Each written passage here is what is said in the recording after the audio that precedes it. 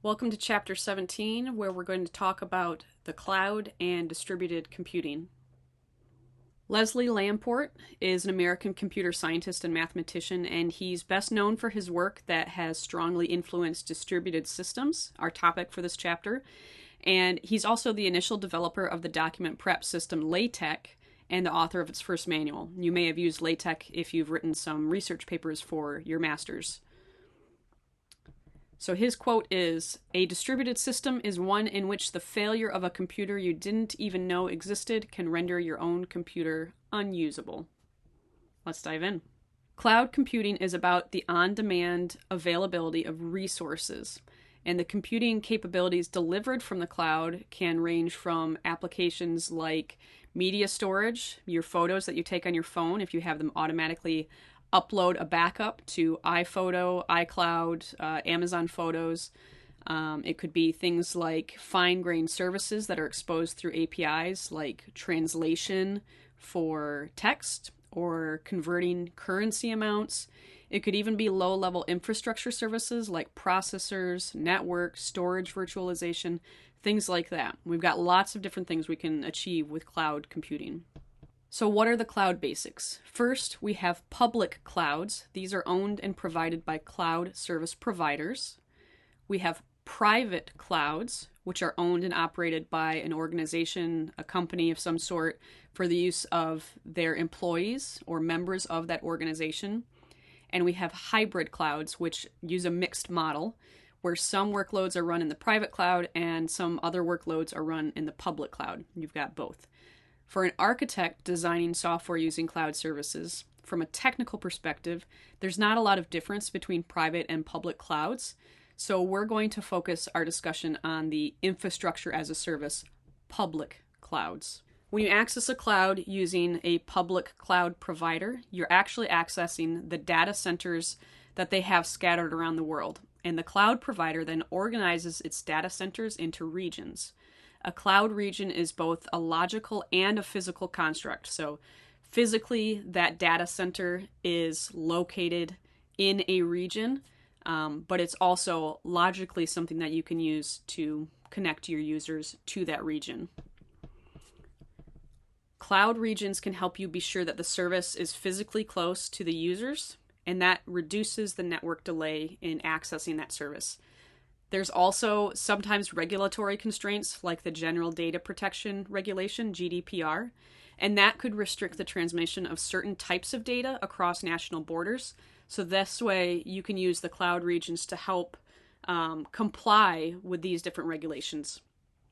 The data centers within a region are grouped into availability zones, and the probability of all the data centers in two different availability zones failing is really low. So this also helps with your resilience and your uptime. Choosing the cloud region your service will run on is a really important design decision for these performance and legal reasons.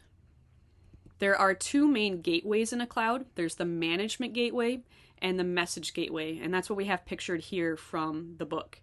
We're going to focus on the management gateway, and we did discuss message gateways a little bit in Chapter 15. When a data center contains tens of thousands of physical computers, it's very likely that one or more will fail every day. This is why redundancy is really important. For example, Amazon reports that in a data center with around 64,000 computers, each with 2 spinning disk drives, about 5 computers and 17 disks will fail daily.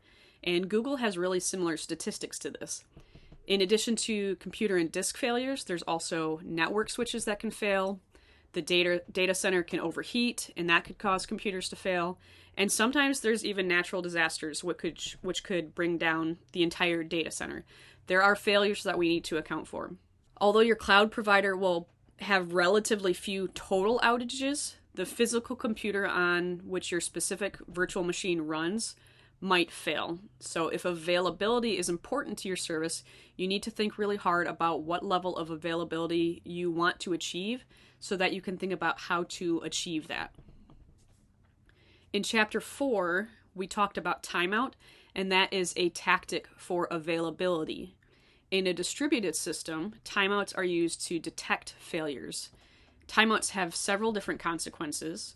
They can't distinguish between a failed computer or a broken network connection. Either one could cause a timeout because that slow reply to a message that exceeds the timeout period for a network connection seems like it just is not a response at all. So timeouts could be from either reason. This could cause you to label some slow responses as failures rather than just a slow response. A timeout won't tell you where the failure or the slowness occurs, just that it timed out because something in that path took longer than it should have. And a lot of times a request to a service triggers that service to make requests to other services, which then make more requests. So even if each of the responses in the chain has a latency that is close to but slower than the expected average response time, the overall latency might falsely suggest a failure because of that extra time. A timeout, which is a decision that a response has taken too long, is commonly used to detect failures. A timeout can't isolate whether the failure is due to a failure in the software of the requested service, the virtual or physical machine that the service is running on, or the network connection to the service, like we said just a moment ago. We also have to consider long tail latency, and these are a result of congestion or failure somewhere in the path of the service requested. Many factors can contribute to the congestion. It could be server queues, hypervisor scheduling, or other things, but the cause of the congestion is out of your control. Two techniques to handle the long tail problems are hedged requests and alternative requests. Hedged requests are where we can make more requests than what we actually need and then cancel any of the extra ones or just ignore the extra responses after we receive the sufficient responses for what we need. So, for example, if you have 10 instances of a microservice and we want to launch those, we can issue 11 requests, and once 10 have completed, we just terminate the request that hasn't responded yet. Whatever that 11th one is, cancel it. We have enough. Alternative requests, our other way to handle long tail problems, is a variant of the hedged request technique, and it's in the scenario that we just described where we issue 10 requests. We issue the 10 requests, and then when 8 requests have completed, we issue 2 more, and then when a total of 10 responses have been received, we cancel the 2 requests if they're still remaining. If a service hosted in a cloud receives more requests than it can process within the required latency, the service then becomes overloaded, and this can happen if there's insufficient input-output bandwidth, CPU cycles, memory, or some other resource, so there's not enough of it. The design of the service we have doesn't need to change, but instead, we can run that service on a larger virtual machine. This approach corresponds to the increased resources performance tactic that we talked about in Chapter 9, which is called vertical scaling or scaling up. And there are limits to what you can achieve with vertical scaling. For one, there may not be a large enough virtual machine instance to support the workload, which in this case, we need to do horizontal scaling or scaling out, which provides more needed resources rather than a bigger resource. Horizontal scaling involves having multiple copies of the same service and then using a load balancer to distribute the requests among those. So this is equivalent to maintaining multiple copies of the computations tactic and the load balancer pattern, which is from Chapter 9. Load balancers can be standalone systems or they can be bundled with other functions. A load balancer needs to be really efficient because it sits in the pathway of every single message from a client to a service. And when it's packaged with other functions, it's very logically isolated. And you can see this from the picture. You've got the clients that are making requests. Those all funnel through the load balancer, and then that load balancer then distributes it across the multiple service instances. State refers to information internal to a service that affects the computation of a response to a client request. State, or more precisely, the collection of the values of the variables or the data structures that store the state, depends on the history of requests to that service. The history is what happened along the way to get the state to where it is. Management of the state becomes really important because when a service can process more than one client request at the same time, either because the service instance is multi-threaded, like we just talked about, because there are multiple service instances behind the load balancer, or both. So where is the state stored? There are a few different options that we have in the book. We have stateful, and that means that the history that leads to our current state is maintained in each service instance. We have stateless. The history is maintained in each client. Remember, in our picture, the clients are sending the request. And then we also have another version of stateless where the history persists outside the services and clients in a database. The common practice is to design and implement services to be stateless, because if they fail, stateful, number one here, stateful services will lose their history, and then recovering that state can be really difficult. So stateless is preferred because it's maintained outside of that service. When we have a distributed system, we need to think about the timing where things occur, but determining exactly what time it is seems like a simple thing, but it's not that easy. Hardware clocks found in computers can gain or lose a second every 12 days, and having consistency across devices is not an easy thing. There is the Network Time Protocol, NTP, which synchronizes time across devices that are on the same network. But as a practical matter, you should assume that there is going to be some error between the clock readings on two different devices. Because of that, with most distributed systems, we should design them so that time synchronization between devices is not required for applications to function correctly. We might use device time to trigger periodic actions, maybe to timestamp log entries, and maybe a few other purposes where we don't have to have accurate coordination with other devices. But for many purposes, it's more important to know the order of events rather than the time at which those events occur. For you as an architect, successful time coordination involves knowing whether you really need to rely on an actual clock time or whether ensuring correct sequencing is enough. If the former is important, then know your accuracy requirements and choose a solution that best meets those needs. Similar to time coordination, we also have to think about data coordination. Suppose there is some critical resource that is being accessed by service instances on two virtual machines running on two distinct physical computers.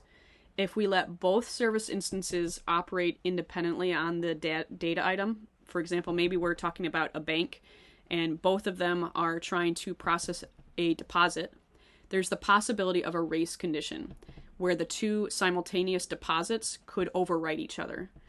And the standard solution in this situation is to lock the data item so that a service can't access the account balance until it gets the lock. We avoid a race condition because service instance 1 is granted the lock on your bank account, and you can work in isolation to make the deposit until it yields the lock, until it gives up the lock. Then service instance 2, which has been waiting for the lock to become available, can take the lock and lock the bank account and then make the second deposit.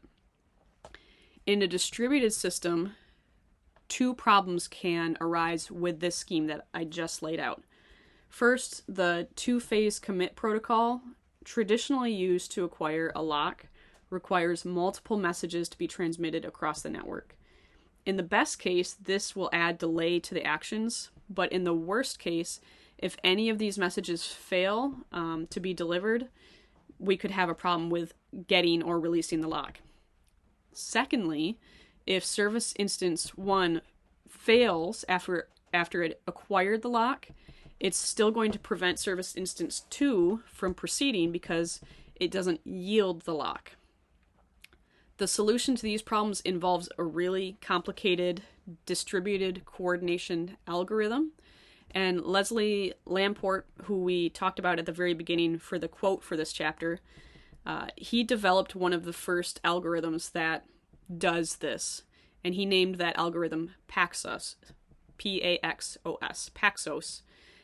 This algorithm and other distributed coordination algorithms rely on a consensus mechanism that allows participants to reach an agreement even if the computer on the network fails. Distributed coordination is one of those problems that you should really not try to solve yourself.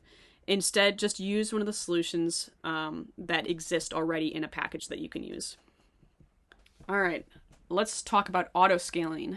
If we consider a traditional data center where your company owns all of the physical resources, in this environment, your company needs to get enough physical hardware for a system to handle the peak of the largest workload that it has committed to process. You need enough machines to do what you need to do. When that workload is less than peak, some or maybe a lot of that hardware is then idle. And that's just not a great way to spend business money, having a bunch of machines that can handle that peak if that peak is not consistent. Because idle machines is just, it's just not great. So two of the defining features of the cloud are that you pay only for the resources that you requisition, that you ask for, and then you can easily and quickly add and release resources. This is your elasticity. And this elasticity can apply at different timescales. So the cloud infrastructure can automatically scale your service by creating new instances when demand grows, and then remove instances when demand shrinks. And you specify the behavior of the autoscaler through a set of rules that give the conditions for the creation or deletion of instances. And this helps you to manage those resources without having a lot of idle hardware. All right, we went through a lot of stuff about the cloud and distributed systems. Let's do a quick summary of all of those topics. First, the cloud is composed of distributed data centers. It's not really this ethereal thing up in the sky. It's a physical data center somewhere in the world, and each data center contains tens of thousands of computers. And it's managed through a management gateway that is accessible over the internet, and that is responsible for allocating, deallocating, and monitoring virtual machines, as well as measuring resource usage and computing billing. This is very nice for a startup or a large company because, like we said a moment ago, having a bunch of physical hardware that is idle is not good business sense. Being able to spin up and spin down machines through the cloud is incredibly useful. Because of the large numbers of computers in a data center, failure of a computer in such a center happens a lot. It's just going to happen. So as an architect of a service, you should assume that at some point the virtual machine where your service is running will have a failure, and you should handle that somehow. You should also assume that your requests for other services will have long-tail distribution. Maybe as many as 5% of your requests will take 5 to 10 times longer than your average request. And so you should be concerned about the availability of your service and how you want to handle that.